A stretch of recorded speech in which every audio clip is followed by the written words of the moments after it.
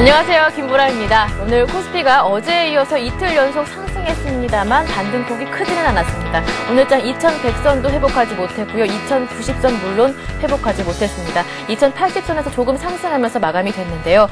오늘 코스닥도 하락 전환으로 마감됐습니다. 530선 잠깐 디뎌봤다가 522포인트에서 마무리를 지었는데요. 오후장 들어서는 대한해운에서 악재도 있었다고 합니다. 어떤 이슈가 영향을 미치는 것인지 한번 전문가에게 얘기 들어보고요. 그리고 대응 전략까지 세워드리도록 하겠습니다. 네, 주식 고수들의 똑소리 나는 투자 비법이 살아있는 대박클럽. 오늘은요, 이트레이드 증권 온라인 PB센터에서 전장석 센터장님 모셨습니다. 안녕하세요. 예, 안녕하십니까? 네, 반갑습니다. 네, 오늘장 분석을 해보면서 대박클럽 문 활짝 열어보겠습니다. 네, 앞서 뉴욕 증시가 3대 지수 모두 상승으로 마감했습니다. 그래서 외국인이 코스피 쪽에서 다시 돌아와주는 모습이었습니다. 기관도 매수에 가세했지만 힘은 부족한 상황이었는데요. 개인과 프로그램 쪽에서 매물을 확대해 나가면서 결국 지수를 강보합권으로 끌어내리는 모습이었습니다. 코스닥 쪽에서는 기관이 오늘까지 7거래를 연속 매도를 했다고 했는데요. 오늘장 어떤 내용들이 들어있는지 한번 전장석 센터장님의 의견 들어보고요. 그리고 대응 전략 함께 짜보도록 하겠습니다. 오늘 시황 어떻게 보시는지요? 예, 전반적으로 만기 이후에 외국인 투자자들이 8일 만에 처음으로 좀 순매수에 나서는 모습들을 보여줬습니다. 결과적으로는 외국인 투자자들의 이러한 순매수 흐름들이 이전에 기조적으로 유입되었던 그런 매수세를 계속해서 시장의 불씨를 좀 살려주면서 추가적인 상승으로 이어질 것이냐라고 하는 기대감이 반신반의하게 좀 남아있겠다라고 볼 수가 있겠고요. 또 반면에는 기조적인 매도 흐름으로 가는 것은 아니냐라는 또 우려감들이 계속해서 시장에 남아있는 상태입니다. 결과적으로 지수가 2100포인트에 올라서고 나서 시장 분위기들이 추가적인 변동성이 확대되거나 어떤 시장의 방향성을 가늠하기가 다소 혼란스러운 국면에 놓여져 있는 것이 지난 만기 이후의 상황이다라고 보시면 될 것 같고요. 전반적으로 외국인과 기관 투자자들이 오늘은 오랜만에 순매수에 좀 나서는 모습들을 보여줬지만 프로그램 매물들이 지난 만기 이후에 전체적으로 외국인 순매도처럼 지속적으로 출현되고 있어서 실질적인 상승 탄력성을 유지하지 못하고 고점 대비 좀 밀리는 모습들을 보여줬습니다. 또 반도체라든가 일부 IT 관련된 종목들을 중심으로 해서 상승이 나타나긴 했지만 결과적으로 이전에 보여주었던 지수 상승기에 나타났던 주도 종목들과 주도 업종들을 중심으로 한 강한 흐름들이 아니고 단기적으로 최근 2주 정도 조정을 받으면서 나타났던 이전 주도 종목들이 지지선에서 반등을 하는 정도다라고 볼 수가 있을 것 같습니다. 그래서 현재 상태에서는 어떤 지수의 시장의 방향성들을 예측하기보다는 계속해서 한 1, 2주 정도 말씀드리고 있는 것처럼 종목들을 좀 압축하고 주도주 중심으로 해서 종목들을 좀 축소해서 볼 필요가 있다. 그리고 매수 시기 역시 물량을 늘려가는 추격 매수 전략들보다는 기다리는 투자 전략들, 좋은 가격대를 찾아가는 그런 전략들이 좀 필요할 것 같고요. 당분간은 2100포인트를 중심으로 해서 시장에서 어느 정도 방향성을 찾기까지는 시간이 좀 필요하지 않느냐. 최소 2주 정도 더 시간들이 필요할 것으로 보여집니다. 이것은 중국의 춘절 이후의 시장 변화, 또 우리나라 구정, 설 연휴 이후의 시장 흐름들을 좀 확인할 때까지는 시장의 어떤 방향성을 보기보다는 답보 상태의 흐름들을 가지 않겠나라는 시각이 시장에 지배적으로 깔려 있는 것 같습니다. 네, 2100선을 전후해서 숨고르기 장세가 이어지고 있는 만큼 좀 지켜보자라는 의견을 주셨습니다. 그렇다면 내일은 이제 수요일장입니다. 내일장 어떻게 움직일 것인지 전망 한번 들어보고요. 대응 전략까지 세워보겠습니다. 예, 일단 최근에 이제 기관 투자가들이 이제 논쟁거리가 되고 있는 것은 외국인 투자가들의 매도 흐름들이 오늘 순매수에 나서기는 했지만 이것이 기조적이냐 또는 단기적으로 어떤 시장에서 나오고 있는 특히 이머징 마켓이라든가 아시아 시장에서 나타나고 있는 물가 상승으로 인한 인플레이션 부담 요인들 때문에 어떤 일시적인 심리적인 상황이 아니냐라는 시각이 서로 의견들이 맞붙고 있는데요. 궁극적인 측면에서는 결과적으로는 인플레이션에 대한 부담 요인들이 있긴 하지만 실질적으로 경기가 회복 기조로 가고 있고 또 실질적인 성장률이 좋은 아시아 국가들을 고려해 본다면 결과적으로 외국인 투자자들의 매수 기조는 아직까지 시장에서 빠져나가는 구조는 아니다라는 시각들이 지배적입니다. 우리가 이전에 강의를 통해서 여러분들에게 누누이 말씀드렸던 것처럼 유동성 장세 이후에 풍부한 자금, 경기를 회복시키기 위한 풍부한 자금들이 시장에 투입됐고 이러한 효과들을 미국 시장에서 조금씩 보여지고 있는 것이 사실이고요. 그것보다 먼저 성장성이 뚜렷하게 나타나기 시작했던 브릭스를 중심으로 한 아시아, 이머징 국가들의 흐름들이 좋았기 때문에 이쪽에서의 주가 상승 흐름들이 강하게 유입되었다라고 볼 수가 있겠고 그 가운데 한국이 시장에서 수혜를 받았다라고 보시면 될 것 같습니다. 그런 측면에서 본다면 미국이 현재 경기 지표가 호전되면서 어느 정도 상승하는 흐름들이 나스닥 시장이라든가 반도체 쪽에서 나타나고 있는 분위기들 좋고요. 다만 원자재 가격 상승으로 인해서 아시아 국가들에게서 나타나고 있는 이런 경기적인 흐름들은 다소 시장이 레벨업을 하기 위한 하나의 과정이지 않겠는가라는 생각을 해볼 수가 있을 것 같습니다. 그래서 결과적으로 전략은 주도 종목, 주도 업종들을 중심으로 해서 보되 이전보다는 다소 업종들이 순환하는 양상들이 전개되지 않겠나라는 생각입니다. 그래서 화학 업종들, 정유 섹터 여전히 좋을 것으로 생각이 되고 있고요. IT 업종들 같은 경우는 이미 반도체라든가 LED 관련된 업황들을 여러분들에게 분석을 해드리면서 강조를 드린 사항이지만 연말은 재고를 소진하는 상황이고 연초에는 춘절 이후라든가 미국 경기 회복에 따른 기대 수익들이 어느 정도 있기 때문에 시장에서 순환하는 사이클이 IT 쪽으로 나타날 수 있는 확률이 1분기까지는 있다는 말씀드렸습니다. 그래서 자동차나 화학 업종들 같은 경우는 좋은 가격을 좀 기다리는 여유 있는 투자 전략들이 필요하겠고 그동안 오르지 못했던 IT 관련된 섹터들, 디스플레이 관련된 종목들, 이미 강조드렸던 주도 종목들을 중심으로 해서 현재 시점에서 부분적인 전략들을 취하면서 물량을 공격적으로 늘리기보다는 50에서 60% 정도 범위에서의 주식 비중을 가지시면서 시장을 접근하는 안정적인 투자 전략들이 필요할 때인 것 같습니다. 네, 실적이 우량한 주도주 중심으로 공략하되 물량은 조금 조절하는 전략이 좋겠다라는 의견을 주셨으니까요. 투자하실 때 참고하시고요. 이어서 주식 고수들의 투자 노하우를 명쾌하게 전해드리는 고수들의 투자 비법으로 이어가겠습니다. 오늘은 전장석의 실전 투자 바이블이 이어집니다.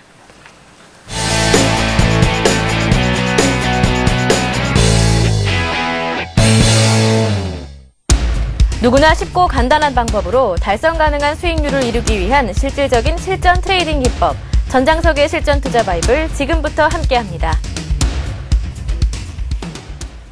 네, 전장석의 실전 투자 바이블 강의 내용 들어보기 전에요. 여러분들 저희 실시간 종목 상담 코너 어떻게 참여하시는지 방법부터 알려드리겠습니다. 오늘도 강의 끝난 이후부터 실시간 종목 상담 코너는 이어집니다. 지금부터 무료 문자 번호 함께 하실 수가 있는데요. 013-3366-0110번이 열려 있습니다. 문자 지금부터 보내주실 때는요. 매수하신 종목명과 매수가 비중을 꼼꼼하게 적어주시고요. 그리고 어떤 부분이 고민이셨는지 이 점도 남겨주신다면 오늘 센터장님께서 자세한 상담을 주실 수가 있습니다. 네, 그리고 안내 말씀 더 있습니다. 센TV에서 이제 전문가 방송, 증권 전문가 방송 샘플러스를 시작했는데요. 주식시장에 내로라는 전문가들이 여러분들의 확실한 투자 가이드가 되드리니까요. 적극적으로 활용해 보시길 바랍니다. 언제든지 샘플러스 방문해 주신다면 무료 증권 방송도 함께 하실 수가 있고요. 종목 상담도 받아보실 수가 있습니다. 네, 전장석의 실전 투자 바이블. 그렇다면 지난 시간에 관심 종목으로 살펴주셨던 종목들이 오늘까지 어떻게 움직이고 있는지 대응 전략 수정해 드리도록 하겠습니다. 네, 지난 시간에 총 5종목이었죠. 현대중공업, 두산인프라코어, CJ오쇼핑, 그리고 LG화학, GS 이렇게 5종목을 홀딩 전략을 세워주셨습니다. 그 가운데 GS 흐름이 굉장히 괜찮고요. 하지만 현대중공업과 두산인프라코어는 조금 탄력이 조금 둔화됐습니다. 어떻게 보시는지요? 예, 앞서 전략에서 말씀드린 것처럼 GS라든가 LG화학 같은 종목들은 외국인 투자자들의 자금들이 시장에서 완전히 빠져나갔다라고 보기 좀 어려운 상황이고요. 다만 LG화학 같은 경우가 기관 물량들이 꾸준하게 나왔는데 이미 1년 전부터 나왔다라는 시각으로 보시면 되겠고 반대로 외국인 투자자들의 매수 흐름이 다소 좀 둔화되긴 했지만 물량들을 여전히 갖고 있다는 측면에서 오히려 지금은 매수하기가 단기적인 측면에서는 좋은 시기가 아니냐라는 생각이고요. 앞서 말씀드린 것처럼 한 번에 다 사지 마시고 LG화학 같은 경우에 잠깐 차트를 통해서 살펴보도록 하겠습니다. 네. LG화학이 주 추세선상에 놓여져 있는 모습들을 볼 수가 있겠습니다. 그래서 현재 시점에서는 21선을 중심으로 한 추세선을 일부 벗어난 모습들을 보여주고 있기 때문에 여기에서 반등 흐름들이 나타나는지 여부를 여러분들이 좀 확인하는 것이 중요할 거다라는 생각을 할 수가 있겠고요. 전반적으로 중요한 지지 기반대 이전에 고점을 넘어섰던 가격권대 수준에 내려와 있기 때문에 현재 시점이 중요한 지지 기반이다라고 볼 수가 있겠습니다. 그래서 지금은 부분적으로 물량을 확보를 해두시되 추가적인 확대 전략들은 상승 흐름들이 추가적으로 나타났을 때 가져가는 전략들이 중요하다는 생각이고요. 어차피 좀 더 중장기적인 측면에서 접근을 해본다면 현재 시점에서 부분적으로 물량을 취해놔야 추가적으로 조정을 받을 때 다시 물량을 본격적으로 늘려볼 수 있다라는 시각에서 접근하시는 게 좋겠습니다. 오르고 난 다음에 주식을 사기가 쉽지 않다라는 점이죠. 그런 측면에서 LG화학은 여전히 메리트가 있다는 생각이고요. 반면에 이제 GS 같은 경우에 여러분들이 염두에 두셔야 될 것 중에 하나는 정유화학 섹터 같은 경우가 실적이 상당히 좋습니다. 문제는 이미 2주 전에 여러분들과 함께 이 종목을 강조를 드렸기 때문에 지금부터는 보유 전략들이 필요하겠고요. 신규로 매수하는 전략들 같은 경우에는 타이밍을 기다릴 필요가 있겠다라는 생각인데 오히려 신규 매수를 생각하고 계신 분들 같은 경우에는 조정을 기다리는 전략들이 중요할 것 같습니다. 앞서 LG화학처럼 이 종목 역시도 7만 원대를 초반을 중심으로 해서 조정을 받는다라면 또 한 차례 흔들릴 수 있는 여지는 남아있다라고 보시면 될 것 같습니다. 전반적인 목표 가격은 8만 원에서 9만 원대 사이 정도까지 여러분들이 염두에 두시면서 시장을 접근하실 필요가 있을 것으로 판단되고 있고요. 현재 시점에서 정확한 추가적인 상승 여력들은 이미 주봉상으로도 살펴볼 수 있는 것처럼 고점대의 저항선을 넘어섰기 때문에 3주 연속 상승에 따른 부담 요인들은 설 이후에나 찾아올 것으로 보여지고 있어서 설 이전까지는 홀딩 전략들 무난할 것 같습니다. 네, 이렇게 해서 LG화학과 GS 홀딩 하시라는 전략을 세워주셨고요. 그리고 현대중공업, 두산인프라코어는 어떤가요? 예, 현대중공업 같은 경우는 오늘 대한해운과 관련돼서 네. 조선업종들 같은 경우에 이미 수주되었던 물량들이 있는데 뭐 이로 인해서 취소가 되는 것이 아니냐 이런 부분들이 실적에 악영향을 미칠 수 있지 않느냐라는 얘기들이 나오고 있습니다. 그러나 중요한 것은 현대중공업이 조선업황만 하고 있는 것이 아니다라는 말씀드렸어요. 현대중공업은 태양광이라든가 또 미래성장산업과 관련돼서 현대그룹에서 적극적으로 밀고 있는 대표적인 회사다라는 말씀드렸고요. 또 다양화된 매출 구조를 가지고 있고 또 발전 분야, 에너지 관련된 분야에서도 충분한 메리트가 있는 회사다라는 말씀을 드린 바 있었습니다. 그래서 현대중공업은 일시적인 측면에서의 조정 흐름들이 전개되고는 있지만 궁극적으로 추세를 벗어나는 양상들은 아직까지 나타나지 않고 있다. 우리가 주 추세선을 그어본다라고 생각하시면 주봉상으로 항상 연습을 하시면 될 것 같습니다. 추세선을 그리실 때 주봉상으로 저점과 저점을 이어서 그어보시게 되면 아직까지 주 추세선 40만 원대를 붕괴시키기 전까지는 전반적인 종목의 추세선은 무너지지 않았다. 단기적인 추세를 그어보더라도 현재 기준선을 중심으로 해서 형성되어 있는 지수대가 중요한 추세선이다라고 볼 수 있을 수가 있기 때문에 21선을 중심으로 해서 지지 기반들이 형성되는지 21선이 무너진다면 20일 전에 주가가 현재는 상승하고 있는 양상들을 보여주고 있어서 현재 47만 원대를 중심으로 해서 당분간은 혼조세가 나타나지 않겠다는 생각입니다. 그래서 현대중공업을 보유하고 계신 분들이라고 하면 매도 시점은 아직은 아니다라는 생각이고요. 만약에 신규로 매수하시고자 하신다면 좀 더 타이밍을 늦춰서 기술적으로 충분하게 지지 기반들이 형성되는지 여부를 좀 살펴보시는 것이 중요할 것 같습니다. 네, 대한해운에서 법정 관리 신청함에 따라서 오늘 조선주와 해운주가 조금 흔들리는 모습이었는데요. 영향은 크지 않을 것이다 라고 말씀을 해주셨고요. 그 가운데 현대중공업은 오늘 또 상승으로 마감을 했죠. 두산인프라코어도 관심 종목에 있었습니다. 관심 종목 대응 전략 다시 한번 체크해 볼까요? 예, 두산인프라코어 같은 경우에는 이미 여러분들에게 말씀드렸지만 내수 시장보다는 중국 관련된 종목으로서 여러분들에게 권해드렸고요. 오히려 두산인프라코어 같은 경우는 지금이 적절한 매수 시기가 아닌가라는 생각을 해볼 수가 있을 것 같습니다. 최근 2주 정도 고점 대비 밀리는 양상들을 보여줬지만 기술적으로는 지지 기반대에 놓여져 있는 상황이죠. 그래서 LG화학이라든가 현대중공업이라든가 두산인프라코어 같은 종목들은 주추세선상에 놓여져 있기 때문에 매수를 생각해 보셨던 분들 같은 경우는 부분적인 접근 전략들을 통해서 지지 기반을 확인하시는 것이 중요하겠고요. 만약에 시나리오 측면에서 지지 기반이 무너졌을 때는 매수 템포를 한 템포 늦춰서 오히려 매수 단가를 낮추는 시기를 기다리시는 것이 좋을 것 같습니다. 말씀드렸던 대형 우량 종목들 같은 경우는 2011년도에 여전히 관심이 집중될 수 있을 만한 종목이기 때문에 가격을 낮게 잡는 전략들로 접근을 하시면서 보유 전략들은 좀 중장기적인 측면에서 가져가 볼 수 있는 종목군들이다라고 보시면 되겠고요. 화학업종과 그리고 정유 섹터들 같은 경우는 일단 상반기까지는 상승 기조를 유지할 수 있다는 시각에서 보유 전략들은 큰 무리가 없을 것으로 보여집니다. 네, 알겠습니다. 마지막으로 CJ 오쇼핑도 있었습니다. 여전히 보유 전략 유효하신가요? 예, CJ 오쇼핑 같은 경우에도 큰 무리 없고요. 오히려 2주 동안 기가 조정을 거쳤고요. 고점 대비 좀 밀리긴 했지만 시장 상황이다라는 생각을 해볼 수가 있겠을 겁니다. 그래서 오히려 설 이후 시장에서 오히려 추가적인 상승 여력이 있고 중국과 관련돼서 직전 고점까지 목표가 여전히 유지합니다. 그래서 28만 원 정도까지는 충분한 상승 여력이 있기 때문에 보유에도 큰 무리가 없겠습니다.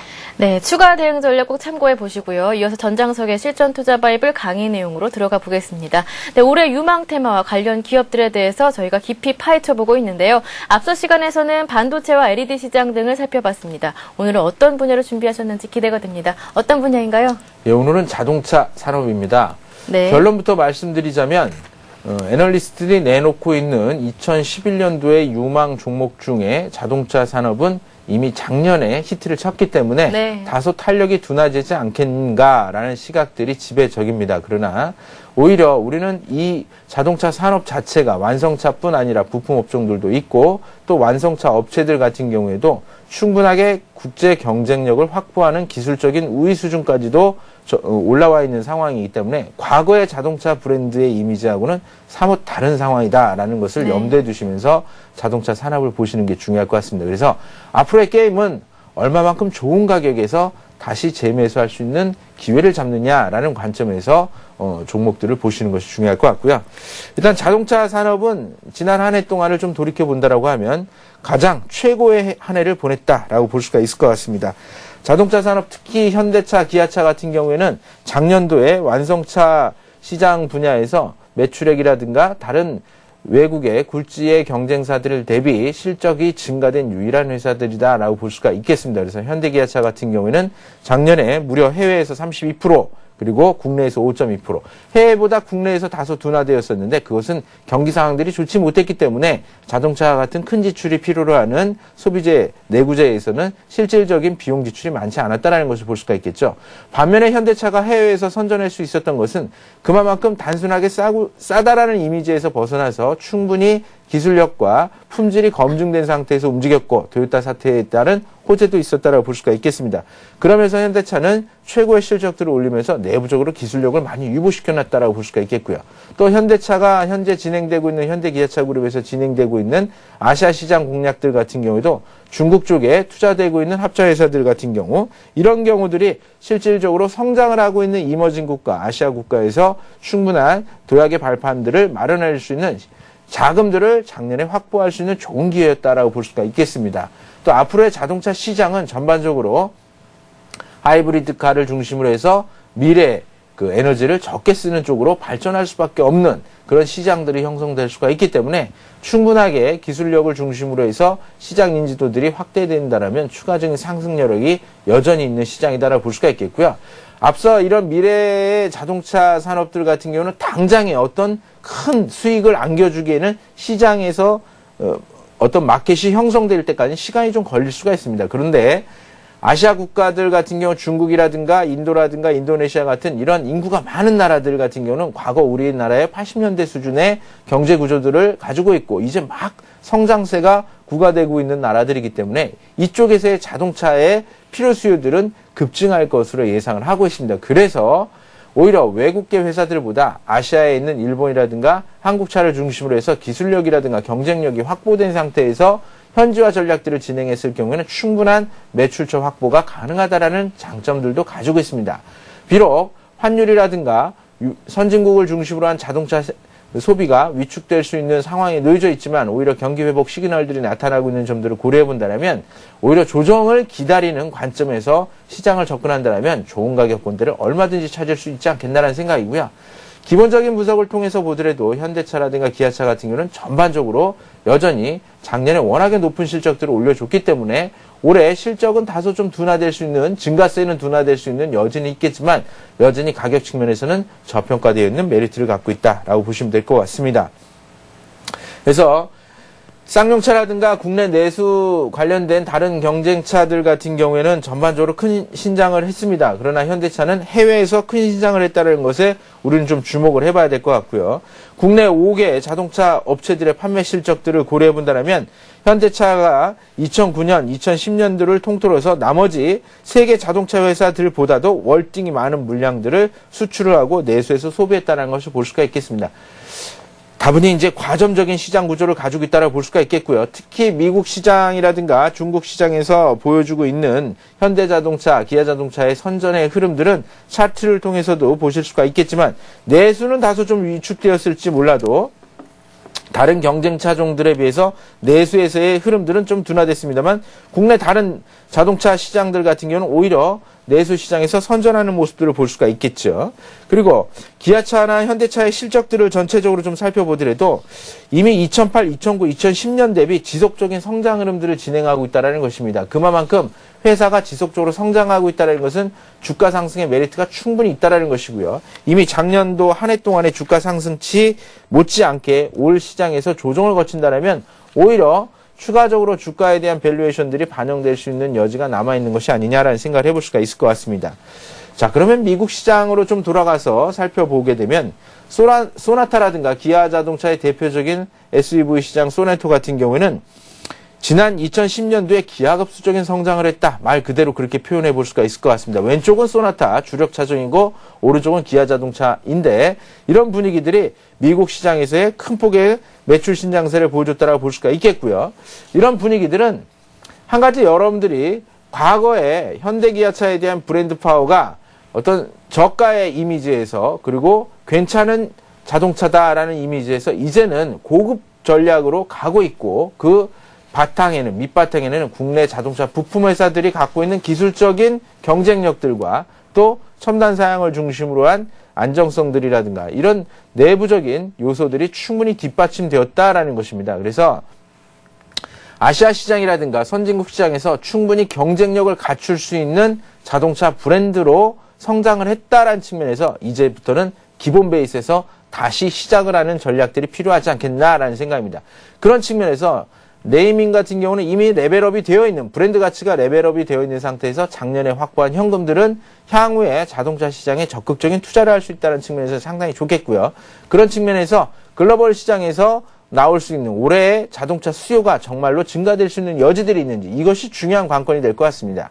경기가 회복된다라고 가정해 본다면 현대차라든가 기아차의 매출이 추가적으로 증가될 수 있는 올해의 분위기들을 이어가 볼 수 있는 시장의 규모가 형성되고 있는지를 좀 살펴보도록 하겠습니다.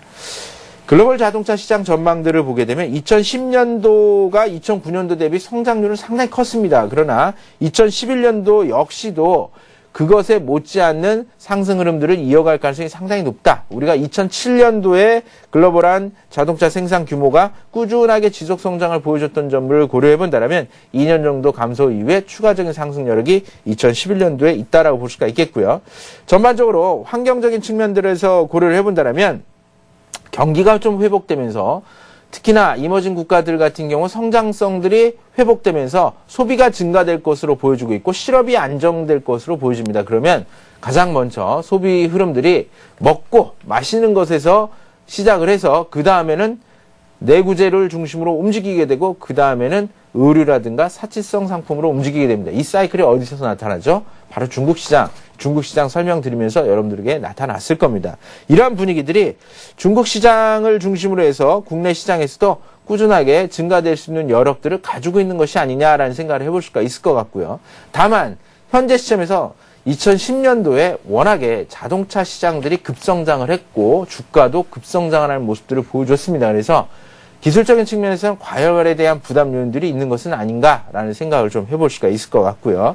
또 그동안 상승이 워낙에 가파랐기 때문에 단기적인 측면에서는 매수 타이밍을 늦춰가는 것이 필요하지 않겠나라는 생각을 해볼 수가 있겠는데 과연 기관 투자자들은 그런 내용들을 보고를 했는지 보고서 내용들을 좀 살펴보도록 하겠습니다. 현재 주가의 추세상으로 살펴본다면 그 기조는 아직 꺾이지 않은 상황이다라고 볼 수가 있을 것 같고요. 또 실적 개선 속도를 뛰어넘는 주가 상승 속도 나오고 있는 분위기들인데 아직까지는 실적이 주가 상승 속도보다 더 월등히 빠르다라는 겁니다. 그렇다면 실적 속도가 둔화되었을 때 주가의 상승 속도 역시도 둔화될 수 있는 여지가 있는데 현재 상반기까지는 현대차라든가 기아차의 신차 효과들로 인해서 이러한 매출의 흐름들은 좀 더 이어지지 않겠나라는 생각을 해볼 수가 있을 것 같고요. 다음 페이지에서 보시는 것처럼 중국 시장 같은 경우에는 대표적으로 화학, 석유화학 제품, 그리고 자동차, 식음료 관련된 소비재 쪽에서 점진적으로 해마다 그 수요가 증가되고 있는 것을 볼 수가 있겠습니다. 그런 측면에서 본다면 여전히 올해 시장에서도 자동차 섹터는 잊혀진 섹터가 아니라 오히려 여러분들이 계속해서 관심을 가져야 되는 대표적인 업종이다라고 보시면 될 것 같습니다. 그래서 지금 갖고 있지 않더라도 관심을 가지시면서 매수 시기를 저울질하는 것이 무엇보다 중요할 것 같고요. 그런 측면에서 완성차 업체들 중에서는 대표적인 대장주를 뽑으라고 하면 기아차 여러분들이 염두에서 보시면 될 것 같은데 기아차는 작년에 K5라든가 K7이 나오면서 실적이 큰 폭으로 신장을 했고 새로운 신규 상품, 신차가 나와줘야만 추가적인 매출의 증가를 기대해 볼 수가 있겠는데 일단은 중국 시장의 중형차를 중심으로 해서 이제 본격적으로 판매를 시작한다라고 하니까 기대를 해볼 필요가 있을 것 같고요.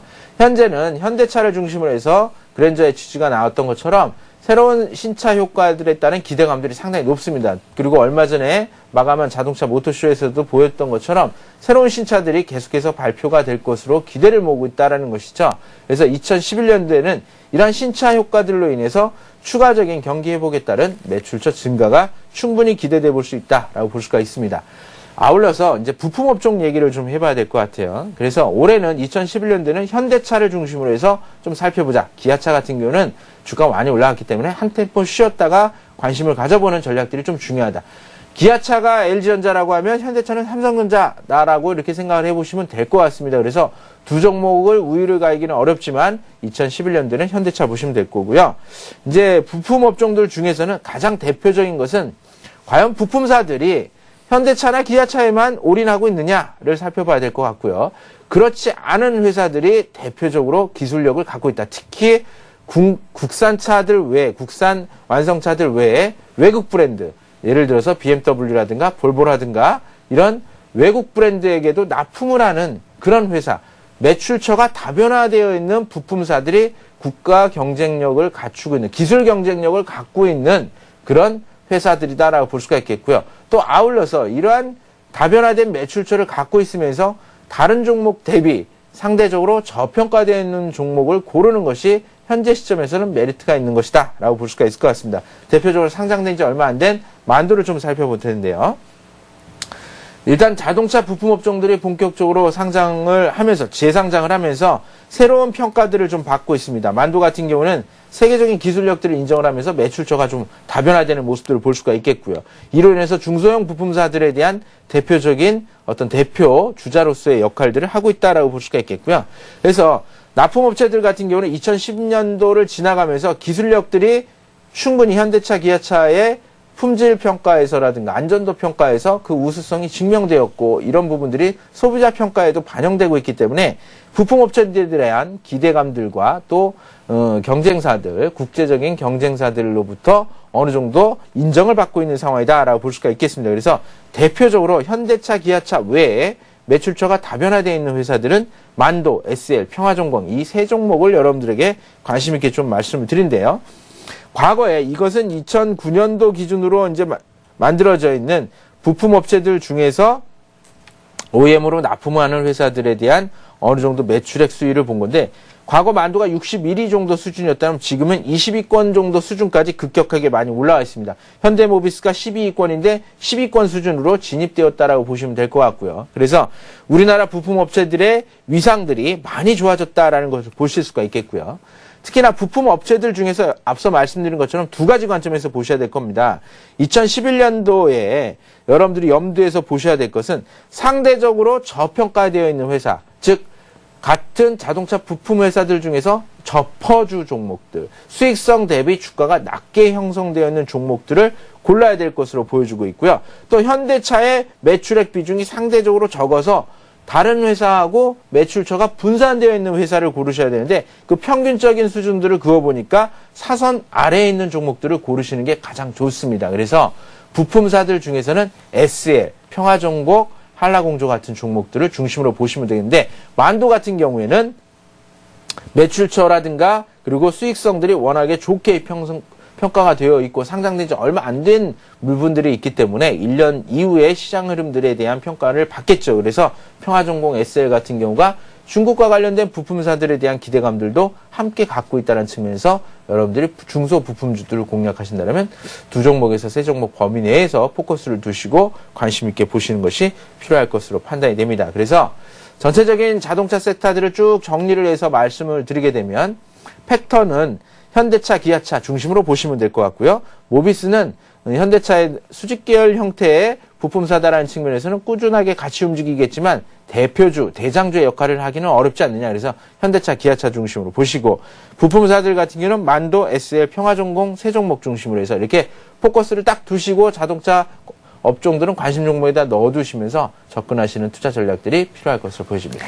네, 이렇게 해서 오늘은요, 2011년 유망 테마 자동차 산업에 대해서 한번 알아봤습니다. 그렇다면 센터장님이 오늘 들고 나오신 관심 종목들은 어떤 종목들이 있는지 관심 종목까지 들어보겠습니다. 예, 오늘은 단기적으로 조정을 받았던 자동차 업종, 오늘 자동차 얘기를 했으니까 기아차를 단기적인 트레이딩 네. 관점에서 접근해 볼 수 있는 종목으로 선정을 좀 해봤고요. 그리고 지난주에 잘 나갔던 종목 계속 보유 전략 말씀드리자고 했던 네. GS하고 CJ 오쇼핑은 그대로 유지하는 투자 전략들 가져갈 생각입니다. 아울러서 새로운 종목으로 삼성전기 그리고 LG화학 이렇게 기존에 추천했던 LG화학 그대로 가고요. 삼성전기는 3주 전인가 LED 관련된 종목들 말씀드리면서 상대적으로 시기적으로는 상당히 주가가 움직이지 않았고 LED 세타 같은 경우 대표적으로 이제 조명과 관련된 부분들 눈여겨봐야 된다라는 말씀드렸는데 조명과 관련된 내용들이 서서히 시장에서 뉴스들이 하나 둘씩 나오고 있습니다. 그래서 오히려 관심권에 있는 섹터가 되지 않겠나라는 측면에서 삼성전기 그래서 기존 보유 종목에다가 삼성전기와 기아차를 추가해서 5종목 계속해서 관심 있게 보시라고 갖고 나왔습니다.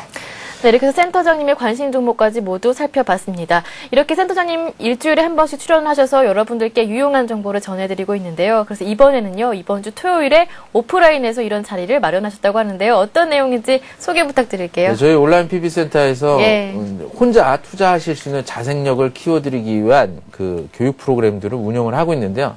1월 한 달 동안 계속해서 했습니다. 그래서 토요일 날 2시에 저희가 이번 시간에는 추세를 분석하는 것 그리고 매매 타이밍을 어떻게 가져갈 것인지 매수 시기하고 매도 시기를 우리가 기술적으로 잡아가는 기술적 분석 중심으로 해서 여러분들과 함께하는 시간을 가질 예정에 있습니다.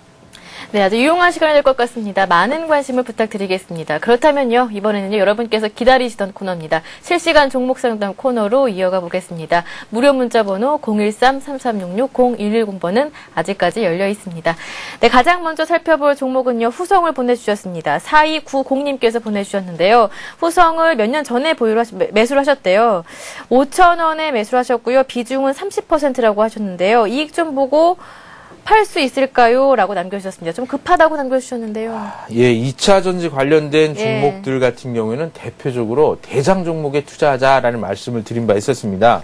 이제 후성 같은 경우에는 2차 전지 전해질과 관련된 그 영역들을 가지고 있는 회사이고요.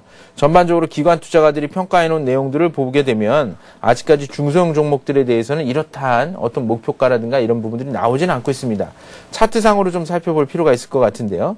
2차 전지 관련된 섹터들 중소형 종목들의 시즌이 좀 되면서 기술적으로 주가가 좀 조정을 받았다가 지금은 반등하는 양상들이 좀 전개가 되고 있는 상황인데요. 주가를 보시게 되면 일단 직전 고점을 앞두고 다시 좀 밀리는 모습들을 보여줬는데 거래가 분출을 했습니다. 이 얘기는 2년 정도 주식을 보유하셨다라고 하면 전체적인 목표가가 액면가 수준 5,000원 정도이신 것 같아요. 근데 이 회사의 액면가는 제가 잠깐 살펴보도록 하겠습니다. 500원이죠. 그러니까 실질적으로는 10배에 해당하는 가치를 갖고 있는데 2년 전 가격이나 현재 가격이나 큰 변화가 없습니다. 다만 중요한 고비 때 지금이 2년 전 가격권대 5,000원대의 저항선을 가지고 있는 상황이죠. 일단 2차 전지 관련된 섹터는 올해 들어서 상당히 관심을 가져야 될 섹터이면 틀림이 없습니다. LG화학 같은 경우가 어느 정도 추세를 유지하고 있는 상황들을 고려해 본다면 개별 종목들로 개인 투자가들의 매수가 형성이 되면서 반등에 대한 여전히 남아있다라고 보실 수가 있겠고요. 그래서 목표가는 도달할 수 있는 확률은 충분히 높다. 넘어설 수 있는 가능성들도 있습니다. 다만 5,000원대 2년 동안의 저항선이었던 가격권대에서 거래가 터지면서 주가가 이틀 정도 밀려서 5일선에 내려와 있는데 현 가격권대에서 내일장 이후에 명절 전까지 반등이 나타나지 않는다면 또다시 좀 지루한 박스권대 흐름으로 회귀하는 것은 아닌가라는 시나리오를 머릿속에 염두에 두시면서 접근하시는 게 좋겠고요. 2차 전지 관련된 종목을 계속해서 갖고 있고 싶으시다라고 하면 LG화학이라든가 SK에너지 같은 종목으로 오히려 종목을 바꿔서 여러분들이 보유를 중장기적으로 하시는 것이 오히려 기업의 성장성을 고려한 투자 전략이 될 수 있을 것으로 보여집니다. 네, 이번에는요, 삼성전기 보내주셨습니다. 7344님께서 보내주셨는데요. 삼성전기 오늘 실적 발표가 있었죠. 작년에 영업이익이 사상 최대를 기록했다고 하고 여기에 따라서 주가도 오늘 4% 올랐기 때문에 신규 매수 얼마에 해야 할까요? 라고 관심 보여주고 계십니다. 어떤가요? 신규 매수는 예. 오늘 가격 이하면 무조건 매수하셔도 큰 무리는 없는 종목이다라고 네. 말씀드릴 수가 있을 것 같습니다. 2주 전, 3주 전 LED 관련된 시장 얘기를 드리면서 오히려 주가가 그때 13만 3천 원대 수준이었었고요. 말씀드렸던 분석 시점도 13만 원대였기 때문에 사실상 13만 원대 초반대에서는 뭐 1,000원, 2,000원 싸게 사신다는 생각보다는 LED 시장이 당장 성숙해서 매출액이 본격화되지 않습니다. 그렇기 때문에 오늘 사나 내일 사나 이 회사를 좀 더 길게 갖고 가져가겠다. 그리고 단순히 뉴스 때문에 매수하는 단기적인 투자 전략들을 가신다라고 하면 내일 시초가 이하 공략하는 것이 필요할 것 같고요. 그렇지 않다라면 오히려 내일 시초가 이하 공략 조금 해놓고 또 13만 원대 초반대에 내려오면 또 물량을 일부 잡아놓고 그래서 평균 단가를 기본적으로는 12만 원부터 13만 원대 초반 사이에서 전체적으로 평균 단가를 맞춰서 조금 긴 안목에서 접근을 하겠다라고 생각을 하시는 것이 중요할 것 같습니다. 앞서 말씀드리지만 LED 시장 같은 경우는 1분기가 지나야 올해는 어느 정도 실적이라든가 매출액이라든가 추가적인 성장에 대한 가능성들을 염두에 볼 수 있다. LED 시장이 작년에 이미 포화 상태에 접어들었고 4분기와 상반기를 거치면서 시장에서 어느 정도 재고가 소진돼야만 올 하반기 이후에 부각될 수 있는 섹터다라는 말씀드렸기 때문에 현재 시점에서는 매매를 하신다고 하더라도 가격을 낮춰서 잡는 전략들이 필요하겠고요. 한 번에 다 매매를 하기보다는 단가를 낮춰서 분할하는 전략들이 필요하겠고 이미 매수해서 갖고 계신 분이라고 하면 트레이딩 관점에서의 짧은 전략들 큰 무리 없을 것 같습니다. 목표는 13만 원대 후반 전후까지 짧게 보시는 그런 정도의 투자 전략들이 필요할 것 같습니다. 네, 알겠습니다. 이번에는요, 6669님께서 보내주셨습니다. 셀트리온을 보내주셨는데요. 한 3개월 정도 보유를 하신 것 같아요. 25,700원에 매수를 하셨고요. 80% 갖고 계신데요. 일단 수익권에 계시고요. 가격대도 괜찮아 보입니다. 중장기적인 투자 전략 부탁드립니다. 라고 하시는데요. 예, 셀트리온 같은 경우에는 뭐 상당히 코스닥 시장에서 대표적인 바이오 관련된 종목이다라는 말씀 드릴 수가 있겠고 또 그런 측면에서 기관 투자자들이 내놓는 목표 주가 같은 경우는 전반적으로 4만 원대 수준이다라고 보시면 될 것 같습니다. 그래서 아직 메리트는 남아있지만 우리가 그 가격이 올 때까지 기다렸다 그 가격에 팔아야겠다라고 하면 남들이 먼저 다 팔아버립니다. 그래서 제가 생각하는 현재 시점에서의 관점은 추세가 무너지지 않았고 또 그런 관점에서 본다라면 현재는 최근 한 달여 동안 박스권의 양상들이 전개되고 있는 분위기들이 보여주고 있고 이미 4만 원 가까이 39,200원대 고점을 형성한 이후에 한번 밀렸기 때문에 그동안 수익권에 놓여져 있는 점들을 고려해 본다면 일단 50% 정도는 물량을 좀 처분해서 추세가 지켜지는지의 여부를 확인하고 추가적으로 4만 원 근접시까지 보유하는 전략들은 가능할 것으로 보여집니다. 그래서 현재 시점에서 무리하게 신규 매수보다는 물량을 부분적으로 좀 줄여서 이익 실현을 하는 관점에서의 접근 전략들이 필요한 시기가 아닌가라는 생각을 해볼 수 있을 것 같습니다. 네, 이번에는요. 2550님께서 보내주셨습니다. 강의 내용에서도 부품질 관련해서 추천해 주셨던 종목인데요. 평화전공을 보내주셨습니다. 18,350원에 매수하셨고요. 비중은 20%인데요. 향후 전망 알고 싶습니다. 라고 남겨주셨습니다. 18,350원에 매수를 하셨으면은 일단 현재 시점에서는 다소 저가에 매수를 하셨다라고 볼 수가 있을 것 같은데 제가 보기에는 이전에 고점을 형성했던 게 연초 수준이었었어요. 오늘 장중에 19,000원까지 갔다가 18,000원까지 좀 밀렸는데요. 오늘이나 최근 들어서 매수를 하신 것 같아요. 일단 중요한 것은 평화전공 같은 경우에 추가적으로 추세선들이 꾸준하게 상승하는 모습들을 보여주고 있는데다가 주 추세선들을 깨지 않고 있는 상황이다라고 볼 수가 있겠습니다. 다만 매수 시기를 지금은 자동차 부품 업종들 개별 종목 시장이기 때문에 개인 투자가들의 매수가 유입되면서 관심을 가질 수 있는 상황이다라고 볼 수가 있겠고요. 오히려 직전 고점을 넘어선 상태여서 17,000원대를 중심으로 해서 지지 기반들이 마련되어 있습니다. 그래서 일단은 매수를 하시고 손절을 고려하는 시기보다는 오히려 좀 더 긴 안목에서 보유를 한다라는 생각에서 접근하시는 게 좋겠고요. 20% 정도 보유하셨기 때문에 오히려 추가적으로 물량을 낮춰서 17,000원대를 중심으로 해서 더 저가 매수를 해보시는 한 40% 정도까지는 저가 매수를 해도 큰 무리는 없는 종목이다라고 말씀드릴 수가 있을 것 같습니다. 그래서 지금은 손절보다는 보유 전략들이 오히려 효과적인 시기가 아니냐라는 생각이고요.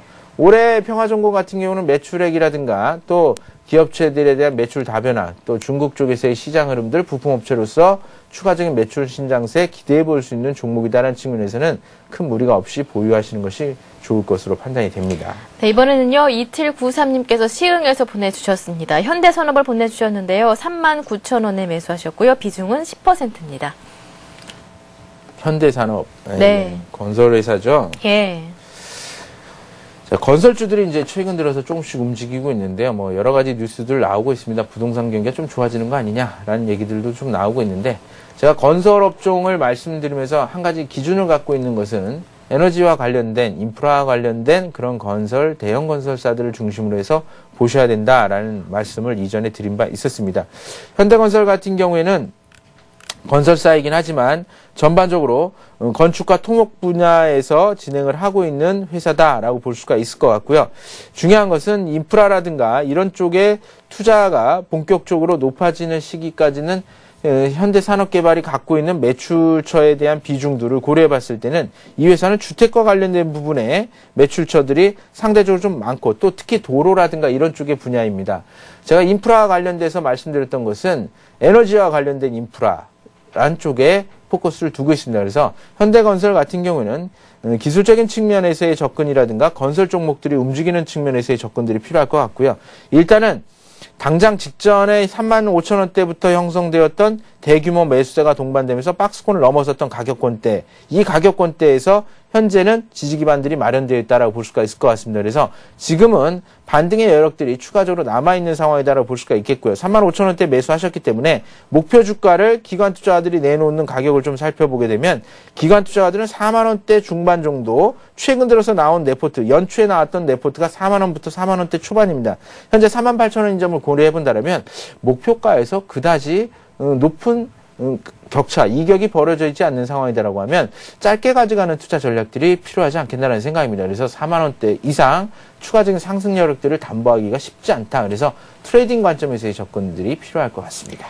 네, 이번에는요, 7646님께서 금호석유를 보내주셨습니다. 네, 금호석유를 매수하고 싶은데 시기가 궁금합니다라고 남겨주셨는데요. 금호석유 연일 급등을 하고 있는데요. 좀 싸지면 사고 싶은데 연일 신고가거든요. 언제쯤 매수해볼까요? 예, 신고가를 발생시키는 종목들의 가장 특징은 매물 부담이 없다라는 것이죠. 그래서 주식을 보유하고 있는 사람들이 주식을 팔지 않고 있기 때문에 작은 매수 기반으로도 주가가 올라갈 수 있는 그런 매력이 있다라고 보시면 됩니다. 그래서 너무 올라서 못 사는 거 아니냐라는 생각을 가지고 장을 접근하시게 되면 실질적으로 결국 못 사게 됩니다. 다만 그렇게 사볼 만한 종목인가를 먼저 여러분들이 고민을 하시고 접근하시는 것이 중요한 것이죠. 그런 측면에서 금호석유가 추가적인 상승 여력들이 있는 종목이냐를 우리가 좀 살펴봐야 될 것 같아요. 금호석유 같은 경우에는 일단은 비용 구조가 좋습니다. 그런 측면에서 본다라면 영업수익률이 좋을 수밖에 없겠죠. 영업수익률의 기준은 제가 20% 내외, 20% 이상 영업수익률이 나오는 회사가 좋은 회사다라는 말씀드린 바 있었습니다. 그래서 금호석유화학 같은 경우에는 앞서 말씀드렸던 것처럼 중국의 화학업종들, 석유화학 산업들이 계속해서 매출액이 늘어날 수밖에 없는 시장이다라는 말씀드렸고요. 올해 시장 같은 경우 화학업종들이 경기 회복세를 바탕으로 해서 추가적으로 상승 여력이 있을 수밖에 없고, 가장 대표적으로 고점이 무너지지 않고 있는 업종도 역시 호남석유라든가 금호석유라든가 LG화학 같은 전체적인 화학업종들, 정유 섹터 관련된 종목이 여기에 해당된다는 말씀을 드릴 수가 있을 것 같습니다. 그래서 2011년도 같은 경우에는 금호석유화학 같은 경우는 전년 2010년도에 비해서는 다소 매출액이라든가 이런 부분들이 늘어나지만 영업이익이라든가 ROE 같은 경우는 상대적으로 상당히 메리트가 있는 그런 종목으로 부각이 되고 있는데, 주가에 대한 가격 흐름들이 조금 높게 형성되어 있는 것이 현재 상태에서 보여주고 있습니다. 그래서 목표 주가가 최근 들어서 나오고 있는 내용들은 12만원부터 15만원대까지 그 편차가 상당히 큽니다. 이 얘기는 뭐냐면 기관 투자가들의 목표 주가가 처음에 10만원대 초반에서 12만원 갔다가 15만원까지 갔다가 다시 또 내려오는, 기관 투자가들이 평가하는 적정 주가 가치를 고려해 봤을 때 현재 13만원대 수준까지 올라가 있습니다. 그래서 대부분 15만원을 가장 높게 써냈고 13만원부터 11만원대 연초에 써냈던 가격권대를 고려해 본다면 추격해서 매수하시는 전략들보다는 타이밍들을 좀 기다리시는 전략들이 좀 필요하지 않겠나라는 생각을 해볼 수가 있을 것 같습니다. 그래서 너무 급하게 매수하지 마시고요. 제가 보기에는 주추세는 놓여진 20일 전에 주가가 급격하게 올라오기 때문에 12만원대를 지키는지 여부를 보시고요. 12만원대가 깨진 다음에 매수 시기를 골라보는 것이 좋은데, 이때에도 고점을 넘어서지 못할 경우에는 단기 트레이딩으로 접근하는 것이 필요할 것 같습니다. 네, 많은 분들이 문자를 보내주고 계신데요. 네, 이번에는요, 4029님께서 보내주신 하이닉스 살펴보겠습니다. 하이닉스를 작년 7월에 매수를 하셨대요. 매수가가 25,600원인데, 일단은 수익권에 계신데 매도 시점이 알고 싶다고 남겨주셨습니다.